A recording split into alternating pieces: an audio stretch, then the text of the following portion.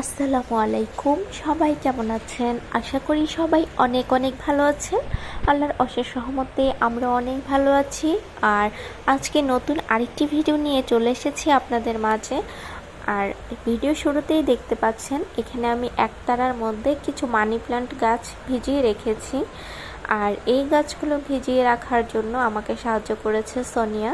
তো ওকে দিয়ে আমি বলে দিয়েছি কিভাবে রাখবে। তো রাখার পরে খুবই সুন্দর লাগছিল। তো আপনাদের সাথে শেয়ার না করে আর পারলাম না। অবশ্যই কমেন্টস করে জানাবেন কেমন লাগছে, একতারাটাকে নতুন লুক দিয়েছি। তারপর চলে এসেছি এখানে একটু জুস বানাবো। আর এই জুসটা হচ্ছে তালের শাঁসের জুস। আর এখন বাজারে অনেক তালের শাঁস পাওয়া যাচ্ছে। তো এই শাঁসটা কিনে এনে আমি ফ্রোজেন করেছিলাম। তো ভাবলাম যে দেখি ফ্রোজেন করার পরে এটা খেতে কেমন লাগে। যদি ভালো লাগে তাহলে আমি আবার কিনে এনে ফ্রোজেন করে রাখবো, অফ সিজনে এটা করে খাবো। তো আমি তালের শাঁসগুলোকে একটু ব্লেন্ড করে নিয়েছি হালকা একটু চিনি দিয়ে, আর এখানে বরফ দিয়ে পরিবেশন করে নিচ্ছি। তো খেতে খুবই ভালো লেগেছে। মানে লিচি ড্রিঙ্কস যেটা বাজারে মানে আমরা কিনে খাই অনেকটা ওইটার মতোই, মাঝে কিছু কিছু আস্তে আস্তে ছিল। তো খেতে অনেকটা লিচি ড্রিঙ্কসের মতোই লেগেছে, বাট তালের শাঁসের যে টেস্ট সেটাও খুব ভালো ছিল।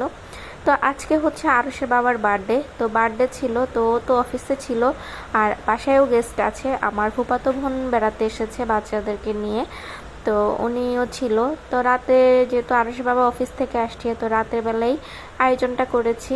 আর এখানে বিরিয়ানি রান্না করা হয়েছে, আমার ফুফাতো বোনই রান্না করেছে। তারপর এখানে আমি সালাদ করেছি, যে আচার দিয়ে সালাদটা খুবই মজা লাগে। তারপর এগুলোই ছিল, কারণ যে বিরিয়ানি বা তেহারি যেটাই বলি না কেন, এটার সাথে আসলে আর অন্য কিছু খাওয়া হয় না। তারপর খাওয়া দাওয়া শেষ করে প্রায় 12টা বেজে যাচ্ছিল। তো আরশের বাবাকে বললাম বার্থডে তো শেষ হয়ে যাচ্ছে, কখন কেক কাটবে। আরশ তো খুবই এক্সাইটেড, ও কেক কাটবে। তো আরশ নিজে পছন্দ করে স্পাইডারম্যান মতো থিম কেকটা নিয়ে এসেছে। তো আমি ভেবেছিলাম অন্য একটা কেক নেবে, আরশ বললো যে না, এটাই নিবে ওর পছন্দ মতো আর কি।